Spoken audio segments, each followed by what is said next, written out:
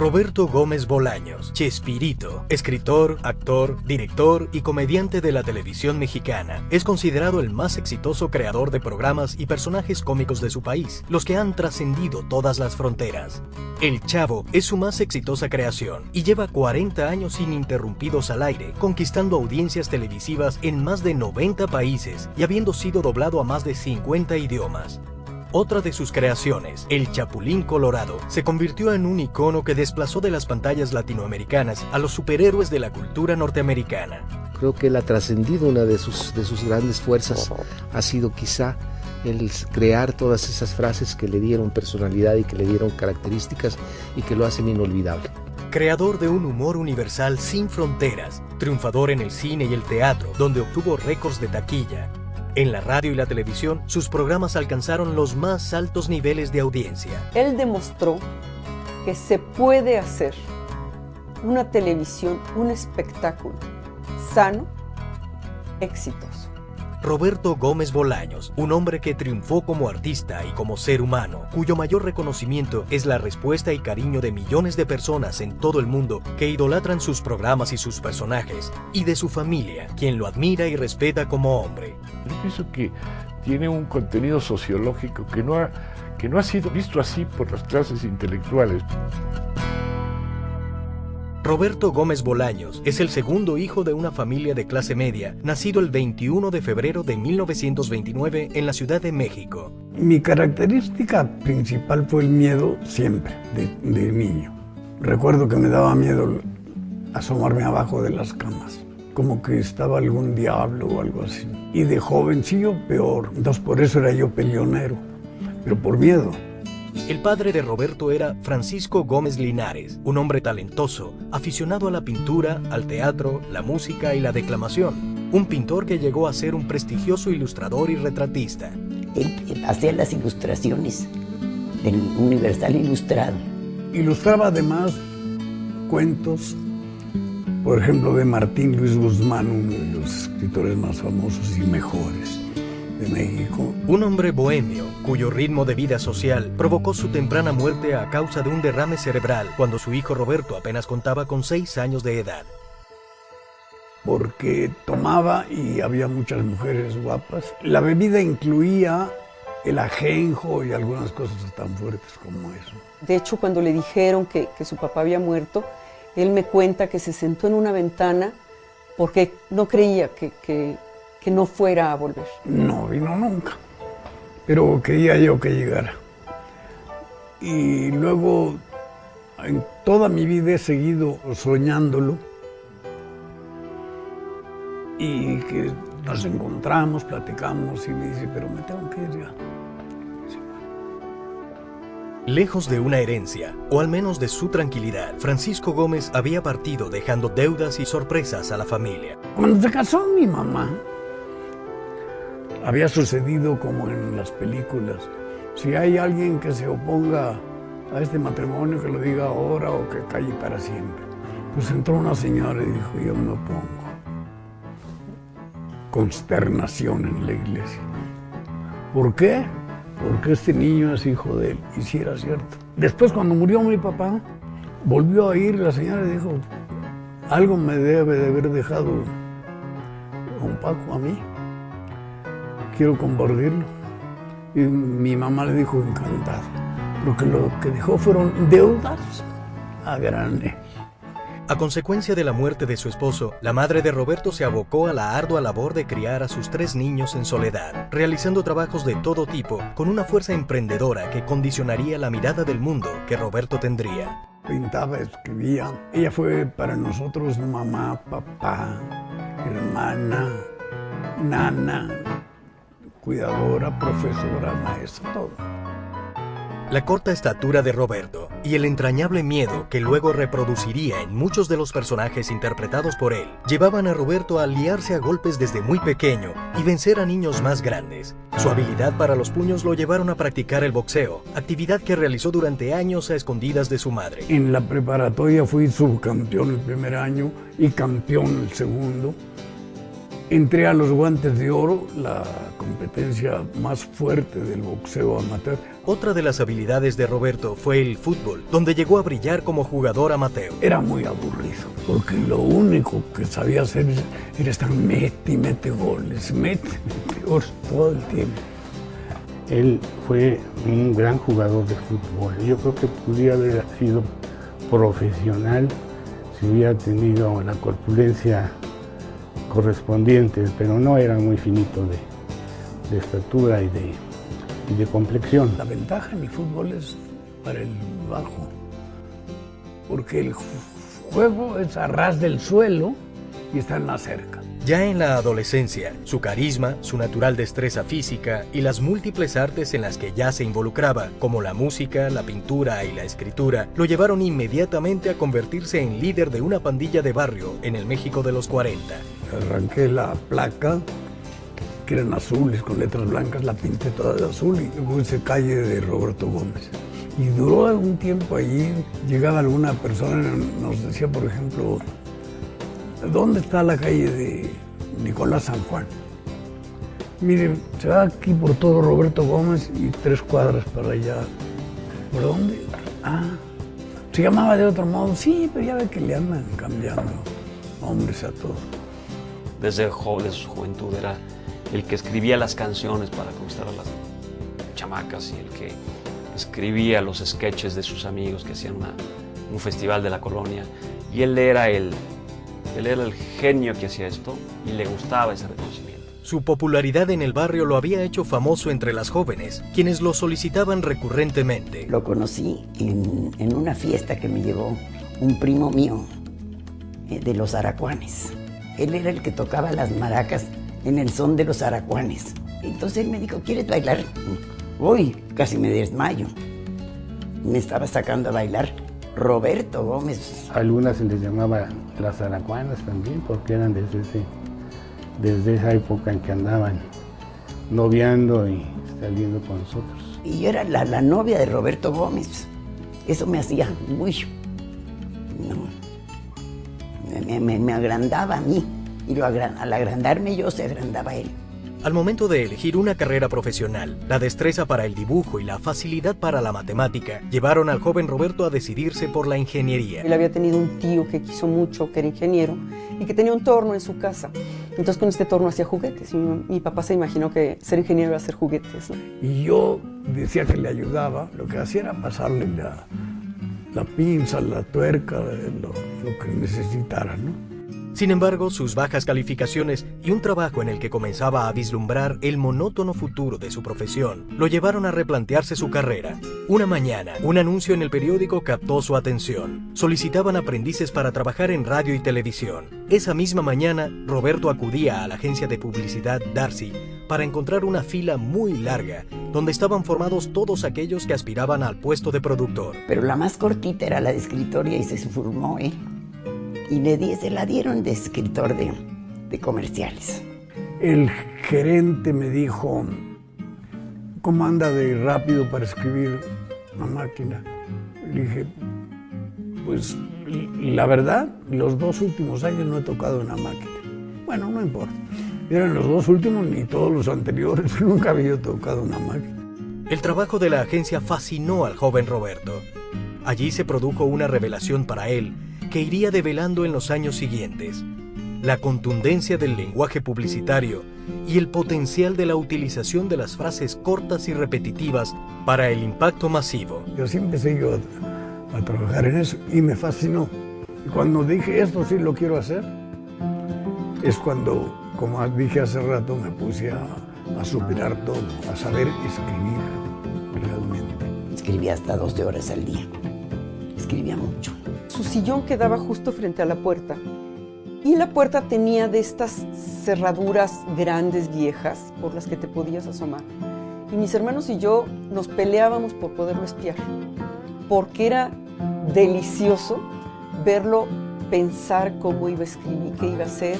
Todo estaba perfectamente planeado. En los carteles o en los jingles que componía, Roberto se distinguía por su peculiar e intrépido sentido del humor. Poco después, su jefe lo asignaba para escribir sus primeros libretos para la radio. Me dijeron, ¿podría escribir algo para Viruta y Capulina? Y yo pregunté quiénes son esas señoras. Me sonaba Viruta y Capulina, las mujeres. No, son unos actores, están en la W, la XW, la estación. Fui a verlos y después de eso empecé a escribirles a todos los comediantes. Sin conocerlos personalmente, el joven Gómez Bolaños escribió su primer libreto. El impacto fue inmediato. El programa de radio era de 15 minutos. Empecé a escribirlo y antes de un mes dijeron, no, hay que aumentarlo a media hora. Aumentaron a media hora, primer lugar en radio. Viendo el potencial de la combinación de la escritura de Roberto Gómez Bolaños y el carisma de la dupla cómica, la marca patrocinadora se propuso reproducir el mismo esquema en el medio naciente, la televisión. Este sería el trampolín que impulsaría a Roberto hacia la fama y lo llevaría a descubrir otro de sus múltiples talentos, la actuación.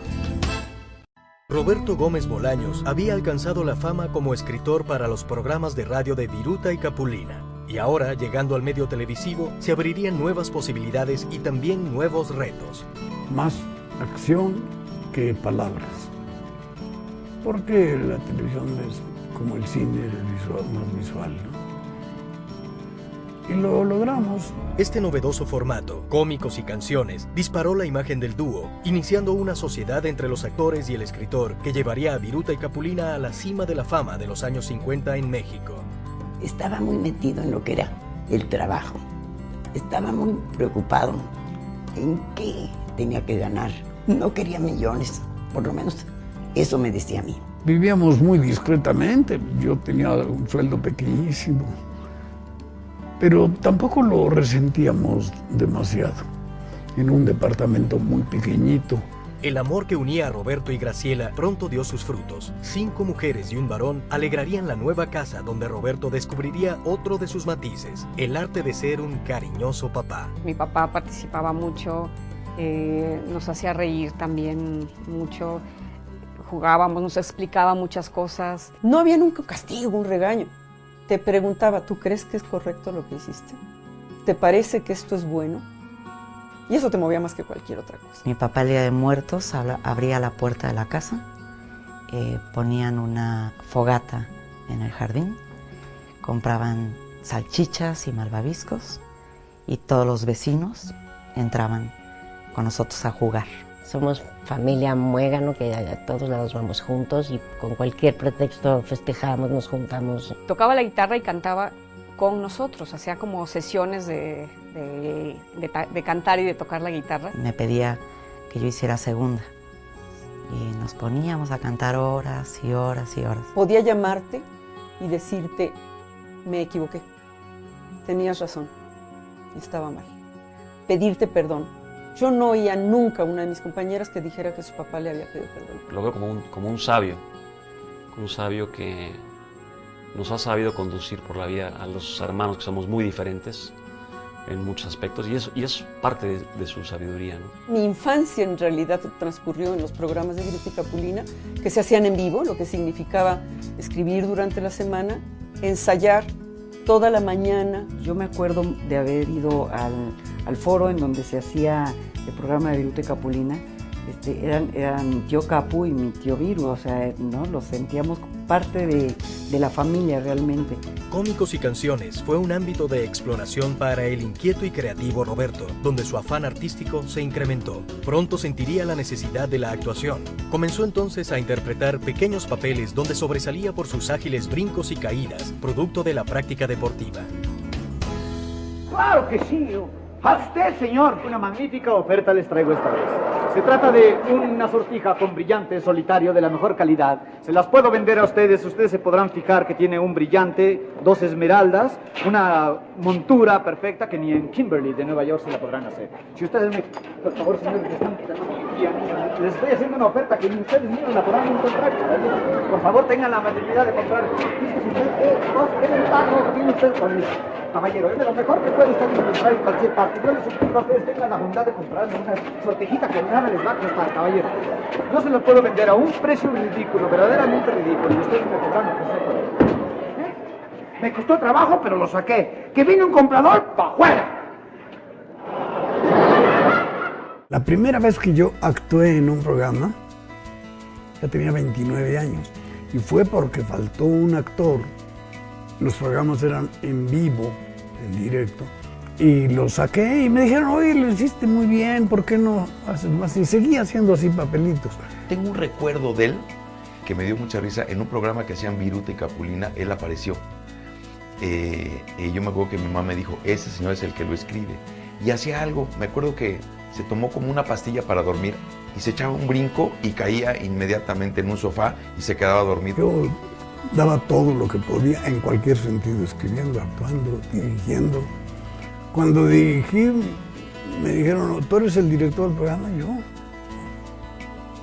pues ¿cómo no? Yo te he visto, me estás diciendo cómo. No, yo nada más le digo cómo tienen que hacerlo, pero no. Pues eso es dirigir. Ah, de veras. Con Viruta y Capulina, Roberto también incursionaría en el cine en 1958 como adaptador de la película Los Legionarios, del director Agustín P. Delgado. Agustín P. Delgado le dijo, mira, tú eres nuestro pequeño Shakespeare. Porque era un diminutivo de Shakespeare. Él decía que escribía yo muy bien y que era yo un Shakespeare pequeño. Y primero lo decía él y la gente a su alrededor, Shakespeareito, así muy agringado. Ya me empezaron a decir así, yo lo que hice fue castellanizarlo un poco, Chespirito. La película fue todo un éxito y las consecuencias inmediatas. Viruta y Capulina llegó un momento en que eran los números uno en taquilla en el país y fuera de México también, ¿eh? Entonces, eso Roberto lo manejó siempre muy bien. Vendí como 50 guiones para muchos actores famosos y los recuerdo con mucho cariño. Y la mayoría de las veces comedia, aunque también escribí algunos dramas. Al mismo tiempo, Gómez Bolaños seguía siendo el escritor de televisión con mayor éxito. Escribía yo los dos programas que se disputaban el primer lugar del rating, que eran Cómicos y Canciones, y El Estudio de Pedro Vargas. La repetición de un esquema donde uno solo era el personaje que hacía reír le parecía a Roberto una idea ya caduca. Él proponía una nueva manera de hacer humor que poco a poco llevaría al perfeccionamiento. Lo normal era que los cómicos de aquella época, ellos solos hacían todos sus chistes. Te lo digo porque yo fui escritor de uno de ellos. No voy a decir nombres, pero un día me reclamó, me dijo, oye, no, porque yo le puse un chiste a otro.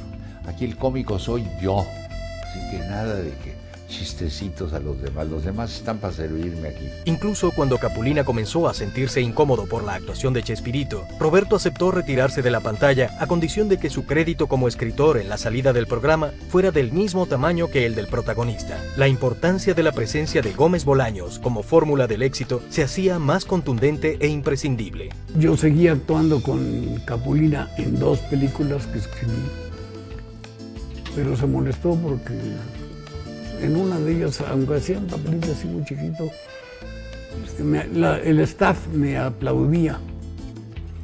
Y ahí hubo ya una rencilla y nos separamos. La tensión llegó a su punto límite y Roberto Gómez Bolaños renunció definitivamente a seguir escribiendo para Capulina en 1968. Después de 15 años de una prolífica sociedad artística, vendrían tiempos de incertidumbre en la profesión y en la vida privada para el naciente Chespirito. Pero entonces él llegó un momento en que dijo, ya no quiero escribir para otros, no escribas para otros, quiero escribir para mí, escribe para ti. En medio de una crisis creativa y un incierto futuro laboral, Roberto recibe una terrible noticia. Claro que la conocí, yo la vi morir. Yo estaba con ella cuando murió. Yo la acompañé cuando murió. La madre de Chespirito, Elsa, moría de un fulminante cáncer de páncreas. Mi mamá nunca vio al Chavo, nunca vio al Chapulín Colorado. Me estimula un poquito el saber todo lo que hizo por mí, a pesar de no haber tenido esa recompensa que pudo haber significado el ver a su hijo triunfar, porque iba yo ascendiendo. Por esos años comenzaba a operar el Canal 8 de la empresa Televisión Independiente de México, TIM, donde fue invitado a colaborar. Chespirito propuso una serie que él escribió y después de un largo casting de actores, acabó por protagonizar. Era El Ciudadano Gómez. Era un Quijote, arreglaba entuertos. Él las injusticias las arreglaba. Que una sirvienta llorando porque la habían corrido, ella él iba, bueno, hablaba por ella, pero no pegó el programa. A pesar del fracaso del Ciudadano Gómez, el mismo canal le encarga a Chespirito la creación de 2 segmentos de 10 minutos para el programa Sábados de la Fortuna. Tú vas a tener 2 o 3 espacios ahí. ¿Qué voy a hacer? Lo que quieras. Era la super oferta. Uno soñaba con llegar a hacer eso algún día, hacer lo que quiero en un programa. Eran chispazos, eran las chespirotadas. Llegaba yo con un tanque de gas, apenas podía, y en la otra mano una taza de café, y volteaba a cámara y decía, así es como me gusta el café, bien cargado. Allí comenzaban a perfilarse los primeros personajes y actores de Chespirito que trascenderían años después. El profesor Girafales, interpretado por Rubén Aguirre. El ingeniero tirado al anís, actuado por Ramón Valdés. Y el doctor Chapatín, que hacía el mismo Roberto.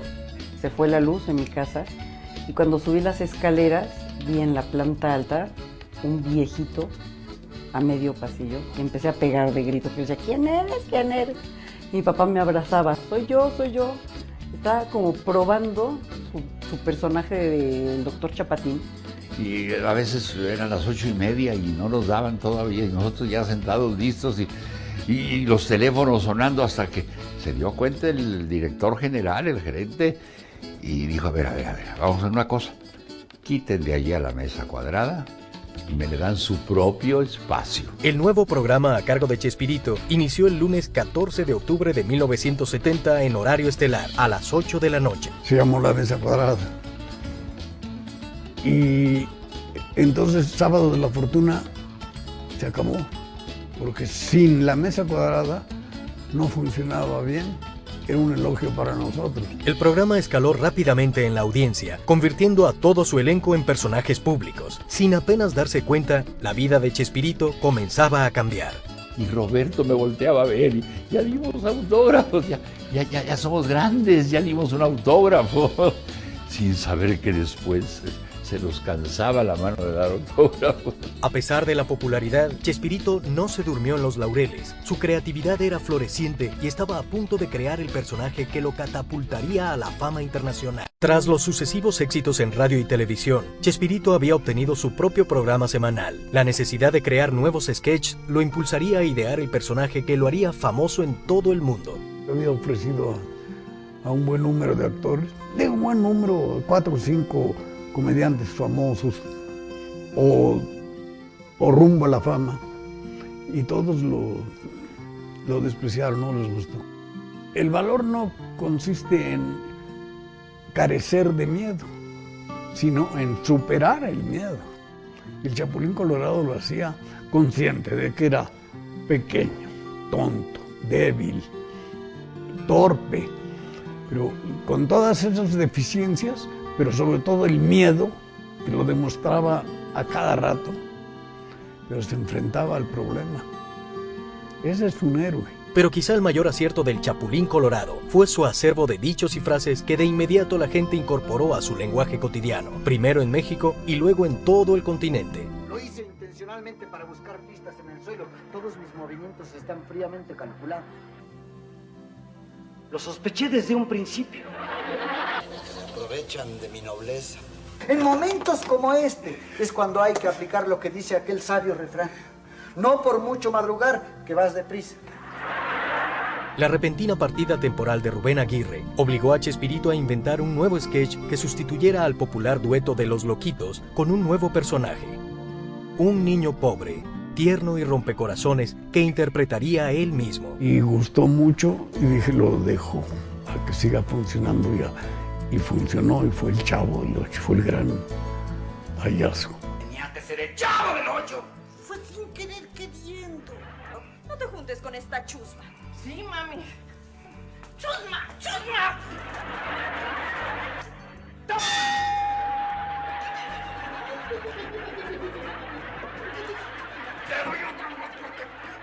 Sin proponérselo, Roberto Gómez Bolaños creó con El Chavo del Ocho un fenómeno de profundas raíces sociales que se extendió como reguero de pólvora por toda Latinoamérica. Y la gente en Brasil se imagina a Chávez, que así le dicen al Chavo, Chávez, como un niño de las favelas. Y vas a Perú y es el típico niño. Cada país ha asumido como propios porque es el típico niño con necesidades que puedes encontrar en las barriadas en Buenos Aires y que puedes encontrar en las barriadas en Tegucigalpa o en San Salvador. Pues la vecindad es el núcleo de una comunidad básica, ¿no?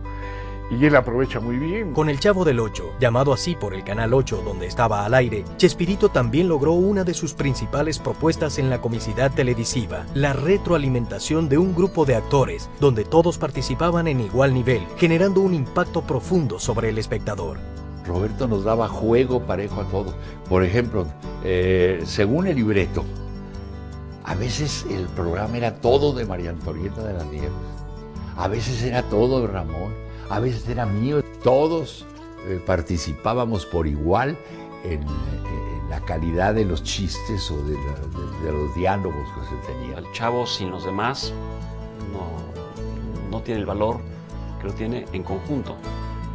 Y si tú analizas la estructura de un sketch o de un programa completo del Chavo, vas a ver que el Chavo tiene hasta cierta poca participación. Es un juego de equipo muy grande. Porque todo el elenco es totalmente distinto uno a otro. Entonces, yo era la pieza que le faltaba porque tenía a María Antonieta joven y bajita, a mí joven y más alta. Angelina es alta, pero madura. Piensen los hombres igual. La escritura y la actuación comenzaban a ser insuficientes en el proceso creativo. La visión periférica de Roberto Gómez Bolaños del medio audiovisual pronto lo llevó a tener el control de sus producciones también como director. Él siempre fue enemigo del apuntador electrónico. Nunca tuvimos apuntador electrónico y eso hizo que el programa saliera más fresco, más natural. Otra de las cosas que aprendí con él es a no improvisar durante la marcha. Si algún chiste se nos ocurría a cualquiera de los del elenco, tenía que hacerse siempre durante el ensayo. El gesto con las manos, los ademanes, los inventé yo, porque yo quería señalar las estaturas de Chespirito y las mías. Sabías que la gente sigue diciendo que tú, que es de este tamaño, y yo, ¿estamos locos? Pero la improvisación tenía que cumplir tres cosas primero. Que fuera apropiada al momento, a lo que estaba sucediendo. Que fuera apropiada al personaje y que fuera buena. Roberto tiene un instinto, conoce la televisión de una manera increíble, ¿verdad? Pero la conoce muy bien. Entonces al escenógrafo le entregaba prácticamente todo hecho, ¿no?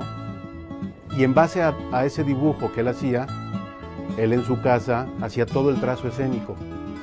De manera que llegaba al estudio a grabar y ya traía todo absolutamente marcado. Yo dirigí con mucho rigor, efectividad, no fuerza, no abuso. Siempre traté a la gente muy bien. Recuerdo haber gritado en 25 años que hicimos el programa, pues unas 3 o 4 veces. Porque antes se acostumbraba que los jóvenes escuchábamos a los adultos, porque aprendíamos de ellos. Y digamos que el último de mis mentores y del que aprendí todo lo que él me permitió que aprendiera fue Roberto Gómez Bolaños. Como el padre cariñoso y cercano a su familia que siempre había sido, Chespirito podía observar las actitudes y juegos de sus hijos, los que fue imprimiendo y eternizando en la memoria del público a través de sus entrañables personajes. Por ejemplo, una de mis hijas brincoteaba como el Chavo, con nervios. Oye, papá, y luego que llegábamos y hacía así los pasitos. Ah, mira, sí, junto las botellas y luego y todas las... para que... Todo lo hacía como muy intensamente corporalmente. Entonces llegaba a pedir permiso para ir a la tienda a comprar algo y entonces tenía que brincar y así. Y entonces eso le llamaba la atención. Otra de mis hijas repetía algo que creo que lo hacían en su escuela. Cuando una cosa les daba molestia, dice, es que me da cosa. Y se lo puse al doctor Chapatín. Yo lo hacía de niña y entonces el Chapatín, por eso hacía así. Mi papá siempre fue muy cercano, no nada más a nosotros los hijos, sino a los sobrinos, a los jóvenes de la familia. Una vez me tocó que salió corriendo de grabar y llegó vestido del Chavo. Y sí fue choqueante bonito. Porque aunque pues yo sabía que mi papá era el Chavo, lo veía en la tele, ¿no?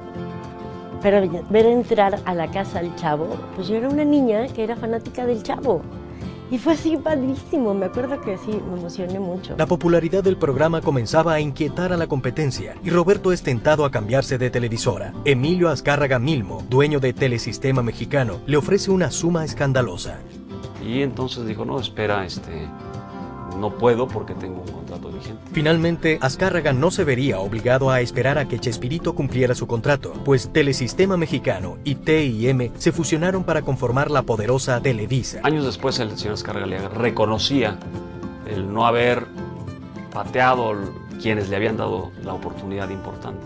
Me llamaban la atención de él varias cosas. Una de ellas, la principal de todas, era la enorme, pero enorme sinceridad que se le veía y que se le oía. Al hablar, al tratar con él, era un hombre muy... es el hombre más parejo que yo he conocido en toda mi vida. Pero de veras un hombre... Los programas de Chespirito pasarían en idéntico horario del Canal 8 al Canal 2, manteniendo su primer lugar en audiencia, y el Chavo perdería su apellido del 8. Este hecho fundamental abriría para Televisa el mercado internacional. Una cosa que nos enorgullece mucho y que mucha gente no sabe, el Chapulín Colorado fue el primer programa mexicano que se internacionalizó. Guatemala fue el primer país en comprar la serie y Ecuador el primero en Sudamérica. Con excepción de Cuba, vendrían en cascada el resto de los países del continente, incluyendo los Estados Unidos. Sus programas fueron doblados a más de 50 idiomas y triunfó en naciones muy lejanas y diversas culturalmente, como China, Japón, Italia y Angola, entre muchas otras. Es que el Chavo del Ocho para mí es el verdadero ícono de don Roberto y ese es el que yo diría que es nuestro Mickey Mouse, sin duda. Finalmente la fama se desbordó. Los programas televisivos no eran suficientes. La gente necesitaba ver a Chespirito en vivo y en directo. Comenzaron entonces las giras, primero por ciudades del interior de México. Pueden dar un show en Xochimilco, que está aquí a la vuelta, con un Chapulín Colorado, sí. Y fuimos y la gente mucha. Y acabamos y se acercaron y a mí me dio miedo. Entonces me retiré y corrí y me persiguieron y me caí y tuvo que rescatarme la policía porque estaban encima de mí. Ahí me di cuenta de que pues, era por cariño, pero los cariños matan a veces. Roberto se empeñó en que la gente no iba a ver lo mismo que veía en la televisión. Así que varió el libreto totalmente. Creo que la gente iba más a vernos, a ver a los actores, que a ver lo que hacían. Para mí era tan sencillo decir, bueno, aquí está mi papá y lo abrazo y lo tengo cercano. Yo no entendía por qué la gente se remolinaba de esa manera para acercarse a él. La creciente popularidad del programa en el extranjero llevó a las giras internacionales. Cuanto más hacia el sur del continente se extendían, más desbordantes eran las multitudes. Sin embargo, al tiempo que la fama llegaba a la vida de Chespirito, su matrimonio entraba en un franco declive. La vida de Roberto comenzaba a cambiar. Al tiempo que los viajes de trabajo lejos de la familia se hacían más frecuentes y prolongados, la difusión de sus programas lo había convertido en una figura pública, requerida en todos los países de Latinoamérica. Cuando le dije a un productor chileno, Valentín Pimstein, hoy me hablan de Chile, que vaya, debo ir. Me dice, no solo eso, dice, debes cuidarte porque va a ser increíble la multitud. Fue en un lugar de de Centroamérica, que rompieron el vidrio, tiraron el vidrio en el aeropuerto, el vidrio de la puerta, a la hora que lo vieron salir a él. Ahí sí me asusté. El avión no podía aterrizar porque la gente invadió la pista. Estaban esperándonos con todo orden. Pero cuando dijeron, ahí vienen, que venía el avión, a los soldados que estaban, los hicieron a un lado y se metieron. El avión tuvo que volverse a elevar. Él se escondía. A él no le gustaba. Me decía, es que eso me molesta. Soy un gente de carne y hueso como cualquier humano. Sin embargo, en el apogeo del trabajo y la popularidad mundial, la distancia del hogar y las tentaciones de la fama comenzaron a generar distanciamientos entre Roberto y Graciela. Ahí es donde empezamos como a tomar conciencia de que realmente se está convirtiendo en un fenómeno. Sin embargo, el fenómeno visto desde adentro, visto desde la casa, el fenómeno no está consistiendo en su ausencia en realidad. Mi problema con Graciela, mi primera esposa, había sido la infidelidad, lo reconozco. Eran una pareja perfecta, pero hubo un distanciamiento, hubo un enfriamiento, y sí lo percibimos. Tal vez la actividad artística influyó mucho, yo andaba mucho de gira, nos separábamos, muchas cosas. Nunca existe ni la familia perfecta, ni los abuelos perfectos, ni los padres perfectos, ¿no? Tú tienes que salir adelante con lo que te toca vivir, y yo creo que eso sí nos pasó, ¿no? Es que hace 34, 35 años, 40 años, era otro mundo, de veras. Entonces, todo era mucho más discreto y fuimos realmente muy agredidos, víctimas de los medios, de todo, pero no como ahora de que los acose todo, no. Yo era una malvada, robamaridos, y él era un desgraciado que dejaba y no dejaba a sus hijos, realmente ha sido un padre extraordinario. Esos 23 años fui muy feliz. Y ya cuando él se fue, primero lo sufrí mucho, mucho, mucho, mucho. La sigo queriendo, ya no es mi mujer, pero como una hermana la quiero mucho y la ayudo en todo lo que puedo. Y ya a los 23 años, dijo, ya se te acabó tu cuota. Y Florinda se lo llevó. Poco después del divorcio, Chespirito haría público un romance con una integrante de su cuadro de actores, Florinda Mesa. Si alguien te divierte, si alguien te hace la vida amena, si te habla muy bonito, si te escribe poemas, si te hace dibujitos, te pinta, te dibuja cuando estás sentada y tú nomás ves que te ve y haces así, y de pronto va y te enseña en la hoja trasera del libreto que él manejaba dirigiendo, y te enseña cómo te pintó, te sientes súper halagada, ¿no? En Chile. Eso lo tengo muy presente porque además fue la iniciativa útil, fue la de ella, porque yo he sido tonto en todo eso. Me dijo, si quieres besar a alguien, ¿por qué no me besas a mí? Esta relación le daría a Roberto un nuevo aire que se traduciría en un poderoso impulso a su creatividad. Desde que la fama lo tenía atrapado con sus programas y giras, Chespirito había hecho a un lado el cine, pero ahora Televisa quería aprovechar su popularidad para lanzar una película. Sin embargo, Gómez Bolaños se negó a hacer cualquier film en torno al Chapulín Colorado o al Chavo, sorprendiendo a todo su público al dar rienda suelta a su pasión por el fútbol con El Chanfle, donde todos sus actores interpretaban papeles totalmente distintos a los de la pantalla chica. El éxito fue instantáneo e inmediatamente siguieron las películas Charrito, El Chanfle 2 y Don Ratón y Don Ratero, escritas, dirigidas y actuadas también por él. Yo lo aprecio muchísimo como escritor, pero me sorprende su capacidad de actuación, ¿no?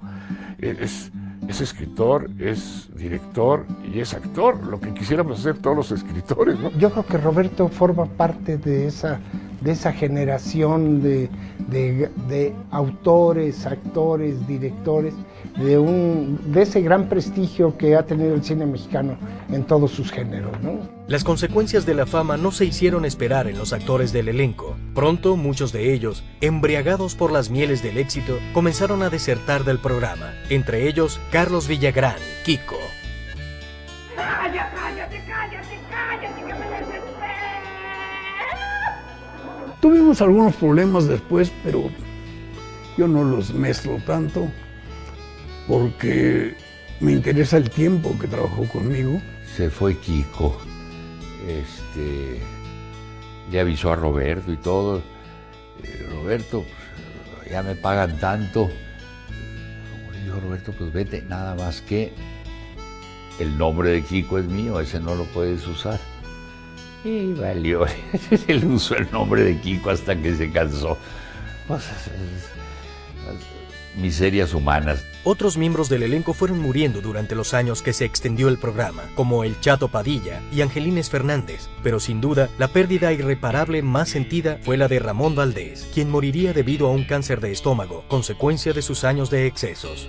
Si tú vas a Brasil, hay páginas enteras y casi hay una religión para Ramón Valdés. Es un ícono, me atrevería a decir que más grande que el Chavo, porque se fascinaba escribiéndole con él, le divertía enormemente escribirle a él. Mientras tanto, gracias al impulso de Florinda Mesa, Chespirito estaba a punto de tomar revancha con el teatro, un pendiente en su lista de éxitos. Florinda fue la que me dijo, ¿por qué no aumentas al chofer el papel en esta forma y lo interpretas tú y la montamos?